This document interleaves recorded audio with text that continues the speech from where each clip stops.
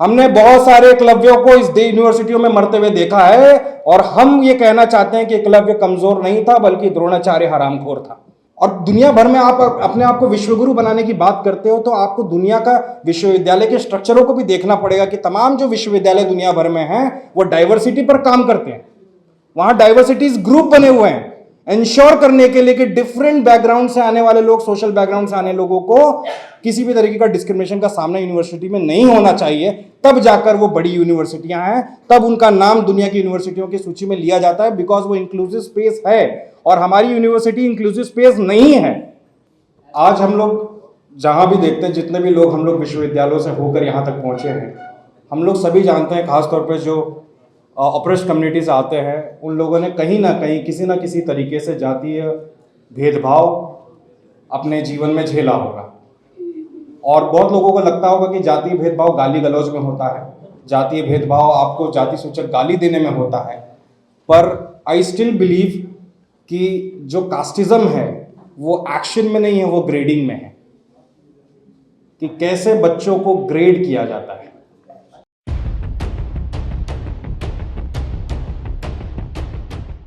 बहुत बहुत धन्यवाद।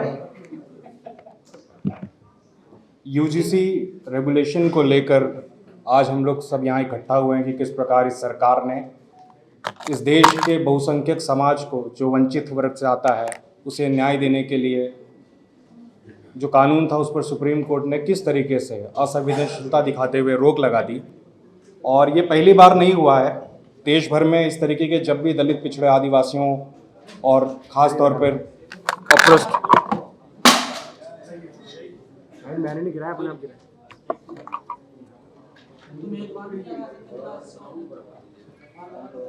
जब भी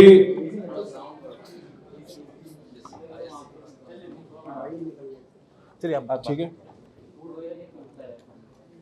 आज हम लोग जहां भी देखते हैं, जितने भी लोग हम लोग विश्वविद्यालयों से होकर यहाँ तक पहुंचे हैं, हम लोग सभी जानते हैं, खासतौर पर जो ऑप्रेस्ड कम्युनिटी से आते हैं, उन लोगों ने कहीं ना कहीं किसी ना किसी तरीके से जातीय भेदभाव अपने जीवन में झेला होगा। और बहुत लोगों को लगता होगा कि जातीय भेदभाव गाली गलौज में होता है, जातीय भेदभाव आपको जाति सूचक गाली देने में होता है, पर आई स्टिल बिलीव कि जो कास्टिज्म है वो एक्शन में नहीं है, वो ग्रेडिंग में है, कि कैसे बच्चों को ग्रेड किया जाता है। आई स्टिल नो कि इंडिया में ऐसे बहुत सारे घटनाएं हैं जहां इसलिए भी फेल किया गया है। मेरी जानकारी में एक मामला है कि प्रोफेसर साहब के पैर नहीं छूटा था, इसलिए भी फेल किया गया है इस इंडिया में। एम्स का मामला आप सबको पता होगा कि कैसे एम्स के अंदर इस तरह की घटनाएं हुई। जेएनयू के अंदर जो स्टूडेंट्स पीएचडी स्कॉलर्स हैं, उनके इंटरव्यू में किस तरीके के मार्क्स उन्हें दिया गया। तो कास्टिज्म अगर लोग ढूंढ रहे हैं, टेलीविजन के डिबेट में ये बात कर रहे हैं कि कहाँ होती है जाति भेदभाव, कहाँ होता है डिस्क्रिमिनेशन, तो डिस्क्रिमिनेशन छुआछूत में नहीं रहा शहरों में, कैजुअल वे में तो हो रहा है। अभी हाल ही में एक आपने देखा होगा रेसिज्म का मामला आया, अरुणाचल प्रदेश की एक बेटी के साथ किस तरीके के दिल्ली में रहने वाले लोगों ने दुर्व्यवहार किया।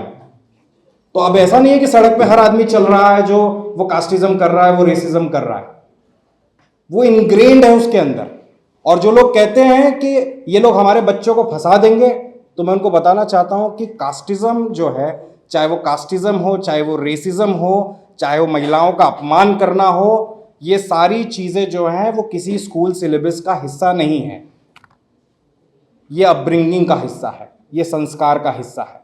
जो लोग कह रहे हैं कि हम अपने बच्चों को फंसाने के लिए विश्वविद्यालय नहीं भेजेंगे, तो उनको ये समझना चाहिए कि उनको अपने बच्चों को सही संस्कार देना चाहिए। उन्हें बचपन में ये नहीं बताना चाहिए कि तुम उच्च हो और तुम्हारे सामने वो झोपड़पट्टी में रहने वाला आदमी शूद्र जाति का है, उसके साथ खेलना नहीं है, उसका छुआ खाना नहीं है, उसके साथ बैठना नहीं है।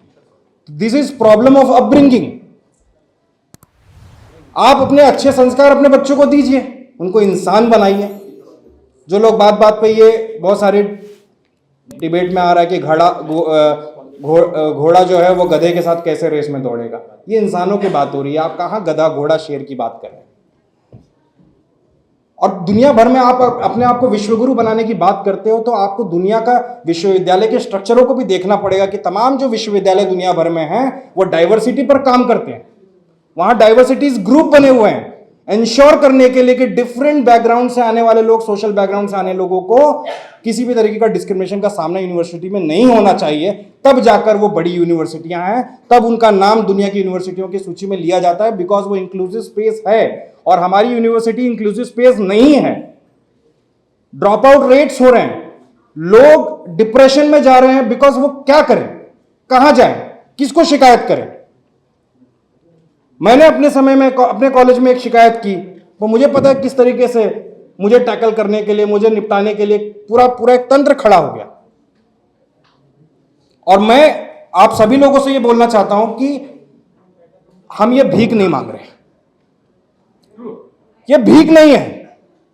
वी हैव अ अगर ये डेमोक्रेसी में डेमोग्राफी की बात करते हैं तो डेमोग्राफी हमारे पक्ष में है और ये हमारा अधिकार है।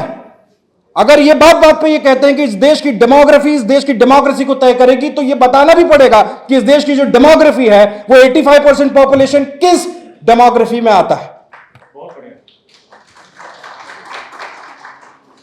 दो I don't believe in majoritarian politics, but अगर हमें न्याय लेना पड़ेगा, हम ये बोलना चाहते हैं कि we will not going to take your bully any more, I am done with it.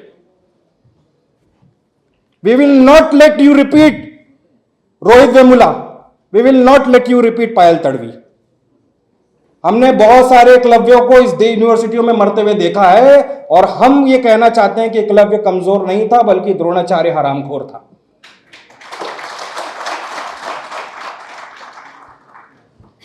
और अगर वो लोग अपनी मीडिया की व्यवस्था से, सुप्रीम कोर्ट की व्यवस्था से इस देश के बहुसंख्यकों को न्याय मिलने से रोकना चाहते हैं और कहना चाहते हैं कि वो सड़क पर उतर गए 30-40 लोग की संख्या में, तो उनको पता होना चाहिए कि 2 अप्रैल भारत बंद भी हुआ था इस देश के अंदर। जब आपने SC/ST एक्ट को डाइल्यूट करने का काम किया था, तो इस देश के दलितों ने बताया कि सीधी उंगली से घी नहीं निकलता, तो हम सड़क पर भी आ सकते हैं। इस देश के किसानों ने भी बताया। तो अगर सरकार, मीडिया ये समझ रही है, एक शो था आज तक पर, वो जब ये सुप्रीम कोर्ट की रोक लगी तो उसका एक टैगलाइन था कि ब्राह्मण ठाकुर जीत गए, बाकी सब हार गए। ABP news, Chitra Tripathi. आप देखिए मोदी जी के सारे घटिया से घटिया फैसलों को मास्टर स्ट्रोक बताने वाले, जब जाति की बात आई तो उन्होंने मोदी जी की सरकार के द्वारा जो लाया गया यूजीसी था, दो it is not perfect law, उसमें बहुत सारी कमियां हैं, लेकिन वो अपनी जाति का साथ उन्होंने चुना और कैसे एक नैरेटिव को गढ़ने का काम किया कि ब्राह्मण ठाकुर जीत गए, बाकी सब हार गए। एक तरफ आप नारा लगा रहे हो बटेंगे तो कटेंगे, काटा तो आपने, बांटा तो आपने। और हमारे बाबा साहब अंबेडकर ने इस देश को सिलने का काम किया है। आपको सांप पकड़ने वाला देश बोलते थे, आज दुनिया की सबसे बड़ी डेमोक्रेसी बोलते हैं। ये बाबा साहब अंबेडकर की देन है। क्या था आपकी औकात? यही बोलते थे ना, India is a country of snake charmers. It is known to be the largest democracy because of Baba Saheb Ambedkar, though I still believe our democracy is very immature. हमारे लोगों को डेमोक्रेसी का पता नहीं है। हमको लगता है हम एक वोट देते हैं, हमारी एक वोट की कीमत से इसी बात में खुश है, सैडिस्ट प्लेजर मिल रहा है कि अडानी का वोट और हमारे वोट की वैल्यू एक है। तो ये काम नहीं चलेगा और पॉलिटिकल रिप्रेजेंटेशन से काम सिर्फ नहीं चलेगा। पॉलिटिकल तो हो रहा है इस देश के अंदर, बट अब आपको यह तय करना पड़ेगा कि आपको अब ये बैठकर आवाज लगाने से काम नहीं चलेगा। ये जितने सारे माइक कैमरास दिख रहे हैं, it is all subaltern media. आपको लगता है हमारी बातें यहां पहुंच पाती लोगों तक? तो ये अच्छी शुरुआत है, हर जगह हम लोग को जाना है और हम लोग इनकी अब किसी भी तरीके की ऑपरेशन को झेलने का काम नहीं करेंगे। अगर एक भी इस देश के अंदर, और रोहित वेमुला के साथ जो हुआ वो हर दिन होता है, हमारे सब ने झेला हुआ है, मैंने झेला हुआ है। मुझे स्कूल में मेरे कास्ट के नाम से मेरा सीआर बुलाता था, and when I used to complain about it, nothing happened because there was no law. और बोल रहे हैं कि ऑलरेडी एक लॉ है तो हमें क्यों चाहिए? सिमिलरली विमेन हरासमेंट के खिलाफ एक लॉ है, but there is a POSH committee in every institution. Similarly we want कि जो कास्ट डिस्क्रिमिनेशन होता है उसके लिए भी एक स्पेसिफिक ग्रुप होना चाहिए, because you are dealing with people who are coming from worst background and with the worst situation and with the worst financial condition. And if you're not going to make them comfortable, I'm so sorry, stop calling yourself largest democracy. It's a bullshit. I would like to thank you everyone, यहाँ मंच पर बहुत सारे ऐसे लोग बैठे हैं जिनको मैं देखकर बड़ा हुआ हूँ, जिनको मैंने पढ़ा है। एंड सामने बैठे हैं बहुत सारे लोग जिनका बड़ा योगदान है। सुभाषिनी दीदी बैठी हैं, आपके पिताजी का बड़ा योगदान है। और शरद यादव जी को हम याद करते हैं, और जो भी हमारी सामाजिक न्याय की लड़ाई होती है, और जैसे वो लोग अपने काल्पनिक भगवानों की तस्वीरें लगाते हैं, तो हम भी अपने महापुरुषों की, अपने योद्धाओं की तस्वीर लगाते हैं। तो उसमें आपके पिताजी का बहुत बड़ा रोल है। मैं आपको विशेष धन्यवाद देता हूं कि आप भी इस लड़ाई में शामिल हैं। और सामने जितने भी लोग बैठे हैं, अब हमें ये लड़ाई को कॉन्फ्रेंसेस हॉल से, ठीक है वो ज़रूरी है, बट हमें स्ट्रीट भी लेना पड़ा तो हम उसके लिए भी तैयार हैं। बहुत बहुत धन्यवाद। Thank you so much.